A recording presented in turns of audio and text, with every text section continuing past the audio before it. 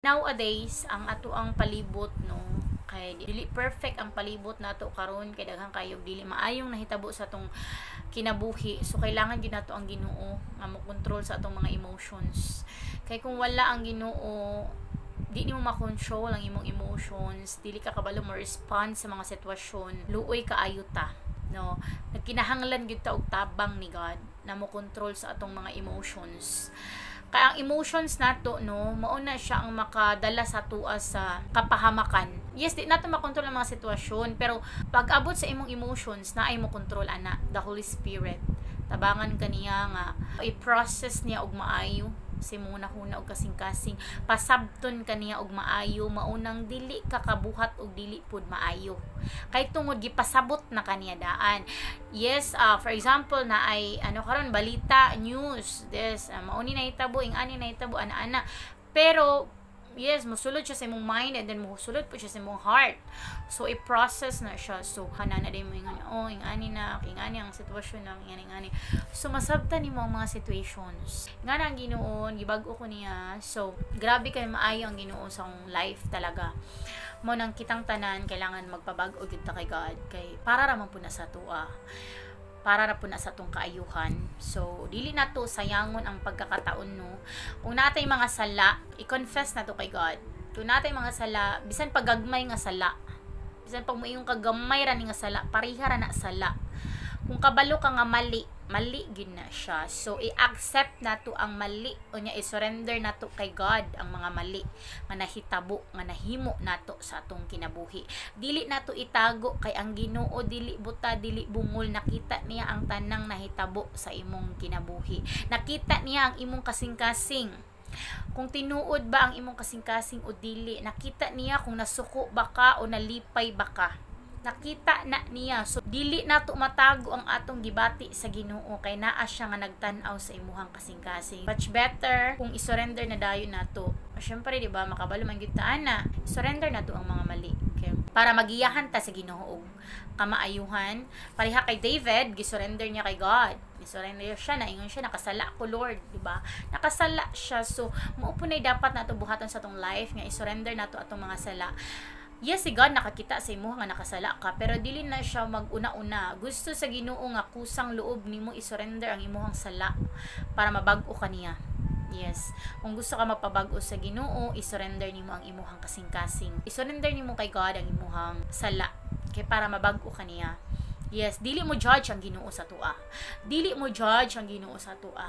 Gihigugma niya, dili ta niya i-judge. Nakasabot siya sa tuwa. Pero bag-uhon ta ni God. Yes, nasagtan ta ni God nga ingani, tao lang ta. We are not perfect, pero naa siya nga mo perfect sa atong kinabuhi. Naa siya nga mo guide sa atua para maabot nato ang maayong mga lihok, maayong mga binuhatan sa kinabuhi. Kay lain man gud mo follow ta kay God, maingon ta karon nga gihigugma nato ang Ginoo. Yes, maingon ta nga gihigugma nato ang Ginoo. Ni follow ta kay God, pero ang ato ang binuhatan dili iya sa Ginoo. So dili pud maayo no. Dili mo compatible ni God. Dili ta compatible sa Ginoo. Nga maingon ta gihigugma nato ang Ginoo, unya ni follow ta kay God, unya ang imong binuhatan dili maayo. So dili mo compatible ni God. So kung gusto ka maging compatible mo ni God, i-surrender nimo ang imong sala sa iyaha. I-surrender nimo nga Lord, nakasala ko. Bag-uha ko Lord, mauna siya. So pag moingon na kaana, diha na mulihok ang Ginoo, diha na mamuhat ang Ginoo sa imong kinabuhi. Mao ni gusto sa Ginoo sa imuha nga maging honest ka sa iyaha. Dili nato taguan atong sala. Makita ra gyud gihapon na.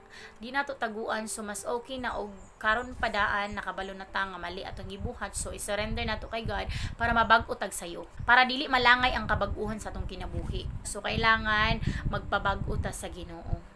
Mangayo tagtabang sa Ginoo nga Lord, bag-uha ko kay dili na ko ni kaya kung ako lang. 'Di ba? Kung kita-kita lang di gyud nato kaya. Kay wala tay power. Ang Ginoo ra jud ang naay power nga mobag-o sa kinabuhi sa tao, sa kasing-kasing sa tao. Tanan kayang bag-uhon sa atong Ginoo. So dili nato sayangon ang pagkakataon no. Kay kung gusto ta nga mo follow jud ta kay God, syempre pag mo follow ta kay God, kailangan mapareha pud ang atong attitude kay God, ang atong ugali sa Ginoo. Yes, ang Ginoo wala gyud sala. Yes, wala siya sala si Jesus. Wala siya sala. Grabe siya ka limpyo kaayo. Pero kita, yes, makakasala ta, pero yun na nga, ang Ginoo mo bago sa tuwa, mabag-o gyud ta, kung magpabag-o ta sa iya ha. Ing anak gyud na siya, mao gyud na akong ikon sa inyo ha, nga mabag-o gyud ang iyang mga anak kung magpabag-o ka, kung willing ka magpabag-o sa Ginoo. Mao nang pinaka nindot jud nga magpabag-o ta, kay para dili ta guilty, dili ta moingon nga uy, murag maulaw ka kay God ba, maulaw ka sa Ginoo, di ba? Maulaw man ka sa Ginoo, maayo kaayo ang Ginoo niya, maulaw ta sa iya mo duol ba, kay tungod naa tay gibuhat nga dili maayo, kay ang Ginoo nakakita gyud na siya, dili gyud nato matago sa iyaha ang tanang binuhatan nga dili makapahimaya sa iyaha. Ang gusto lang ni God nga i-surrender nato ang atong sala para mulihok siya. That's all. God bless you.